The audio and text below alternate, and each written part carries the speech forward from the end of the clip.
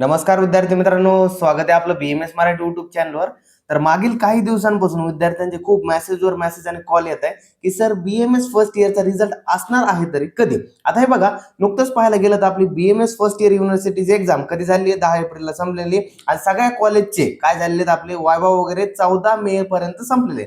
आता कसं असतं, आपल्या पेपरचा एक टाइम म्हणजे एक शेड्यूल असतो. अगोदर सुरुवातीला पेपर होतात, पेपर नंतर आपलं काय असतं, सगळ्या कॉलेजचा वायवा असतो. आता कसं असतं, जेव्हा सगळे ह्या गोष्टी घडून येतात म्हणजे काय होतं, जेव्हा वायवा पेपर जेव्हा होतात तर म्हणजे जेव्हा वायवा संपते तर त्याच्या 45 दिवसानंतर काय लागणार, रिझल्ट लागण्याची शक्यता असते. म्हणजे जेव्हा आपले सगळे वायवा वगैरे संपते तर तेव्हा 45 दिवसानंतर ती रिझल्ट लागण्याची शक्यता असते. आता आजचा जो व्हिडिओ असणार आहे यामध्ये ऑफिशियली एमयूएचएस कडून काही अपडेट वगैरे आलेलं नाही की बीएमएस फर्स्ट इयरची युनिव्हर्सिटी एक्झाम कधी असणार आहे, पण हा कसणार आहे तो विद्यार्थ्यांना एक सांगण्याचा गेस असणार आहे की रिझल्ट कधी असू शकतो. हा एक गेस प्रकारे असणार आहे. यामध्ये ऑफिशियल अपडेट काही नाहीये की जे काही असेल म्हणजे की हे रिझल्ट असा ऑफिशियल या डेटला येणार आहे, पण एक ग्रेस म्हणता येईल की आपण कधी रिझल्ट असू शकतो ही तुम्हाला मी एक शक्यता सांगतो की एवढ्या तारखेपर्यंत रिझल्ट लागण्याची शक्यता असते. आता मेनली पाहायला गेलं तर सगळ्या कॉलेजचे जे काही वायवा होते ते 14 मे पर्यंत संपलेत, बरोबर आहे. आता 14 मे पासून जर पुढे धरायला गेले तर 45 दिवस जर झाले तर मेचे 15 दिवस आणि जूनचा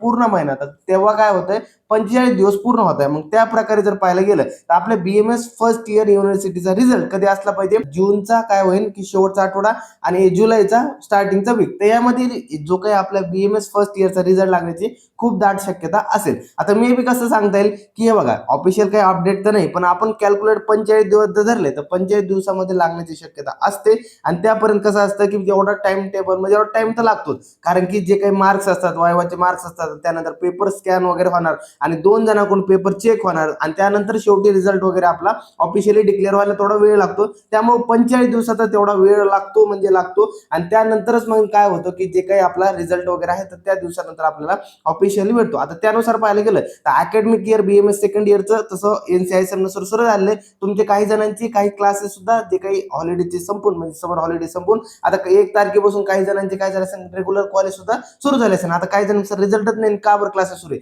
तसं पाहायला गेलं तर अकॅडमिक इयर नुसार तुम्ही बीएमएस सेकंड इयरला गेलेले आहात आणि त्यामुळे तुमचा स्टडी करायला तुम्हाला सुरू करायला पाहिजे. पण जे विद्यार्थी आणखी सुद्धा रिझल्टची वाट बघताय, त्यांना वाटतं आणखी आम्ही पास होतो का नाही ही शक्यता नाही, आम्ही का सेकंड इयरचे क्लास करावे, तर त्या विद्यार्थी थोडं मन काय होतं, थोडं डगमगताय की काय कधी रिझल्ट लागेल काय नाही. तर ते एक सांगून देतो तुम्हाला की जूनचा एंड आणि जो काही जुलैचा पहिला वीक असेल त्यामध्ये रिझल्ट लागण्याची खूप दाट शक्यता असेल. त्यामध्ये मे बी तुमचा रिझल्ट लागू शकतो. त्यामुळे तुम्ही जे आहे तर त्यानुसार ज्या विद्यार्थ्यांना वाटतं मी पास होतो त्या विद्यार्थ्यांनी बीएमएस सेकंड इयरचा अभ्यास करायला सुरुवात करायला पाहिजे. कारण की ज्या विद्यार्थ्यांना असं वाटतंय की सर रिझल्टच काही आम्हाला मिळायला लागत नाही, मी अभ्यास करावा लागा का नाही, तर यामध्ये बघा, तुम्हाला वाटतं तुम्ही पास होताय तर 100% बीएमएस सेकंड इयरचा अभ्यास करायला लागा. ज्या कॉलेजचे रेग्युलर सुरू झाले लेक्चर त्याने रेग्युलर लेक्चर करा. आणि ज्या विद्यार्थ्यांना वाटतंय की रिझल्ट लागतो का नाही आणखी माहित नाही, तर त्यांनी त्यांच्यावर समजा त्यांच्या रिस्कवरती थांबू शकतात. जोपर्यंत रिझल्ट वगैरे लागत नाही तोपर्यंत तुम्ही महिनाभर जरी काही वेट जरी केला तरी चालून जाईल वगैरे. तर समजलं. तर तुमच्या ह्याच्यावरती मे बी पाहायला गेलं तर आणखी कुठेही ऑफिशियल अपडेट आलेलं नाही असे एमयूएचएस कडून, आपल्या युनिव्हर्सिटी कडून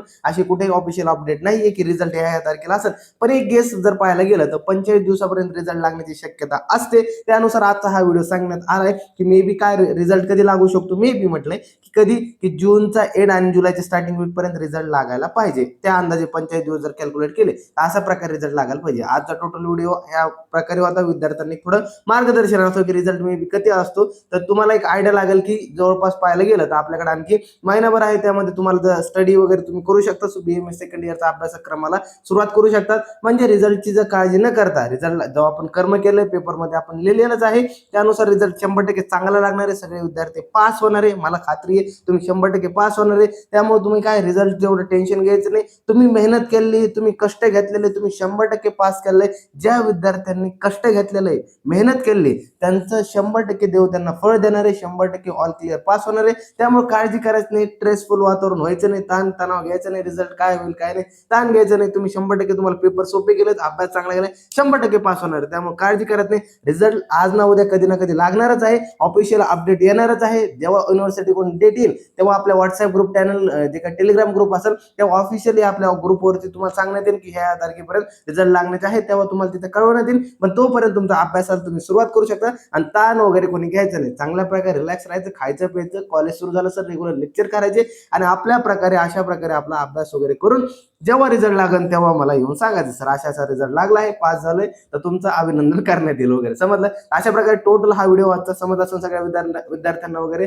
आणखी एक आपल्या बीएमएस मराठीकडून एक अपडेट आहे तुमच्यासाठी, की एक पाहायला गेलं की आता जी काही बीएमएस सेकंड इयरला आता तुम्ही जाताय तर तुमच्यासाठी आपल्या बीएमएस मराठी ऍपवरती गणेशा बॅच म्हणून आपण सुरू केली बीएमएस सेकंड इयरच्या विद्यार्थ्यांकरिता, जे न्यू आता बीएमएस सेकंड इयरला जात आहे. आता त्यांनी वाटतंय की मी आता अभ्यास केलाय, मी 100% पास होणार आहे, त्या विद्यार्थ्यांनी नुकताच जाऊन तुम्ही बॅचला जॉईन करू शकतात. कारण की ऑलरेडी आपण 6 विषयाचे रेग्युलर लेक्चर वगैरे सुरू केलेत आपल्या बीएमएस मराठी ऍपवरती. ज्या विद्यार्थ्यांना असं वाटतंय बरं का की आम्हाला कॉलेज सोबत थोडं एक्स्ट्रा बी काय स्वतःची मेहनतीनुसार आम्ही पटापट आमचा सिलेबस वर्क तर त्यासाठी आहे त्यांनी तुम्ही जाऊन तुमचा सिलेबस लवकर बूस्टअप करू शकतात, चांगल्या पिरियडिक मध्ये मार्क येऊ शकतात, त्यानुसार टर्म नुसार पण चांगला अभ्यास वगैरे होऊ शकतो. त्यामुळे तुम्हाला इन डिटेल लेक्चर मध्ये सगळं मार्गदर्शन केलं, यामध्ये श्लोक कोणते रिसायटेशन करायचे, याचे हँड रिटन नोट सुद्धा प्रोव्हाइड केले, त्यासोबत प्रॉपर एक ना एक टॉपिक एनसीआयएसएमच्या ब्लूप्रिंट नुसार सगळे टॉपिक यामध्ये कव्हर करण्यात आले आहे. त्यामुळे तुम्हाला जायचंय बॅचला जॉईन करायचं ज्या विद्यार्थ्यांनी. आणखी ज्या विद्यार्थ्यांना वाटतं सर रिझल्ट लागला मी बॅच जॉईन करू, तर 100% रिझल्ट लागला तुम्ही सुद्धा बॅच जॉईन करू शकता. तोपर्यंत फक्त कसं ज्या विद्यार्थ्यांना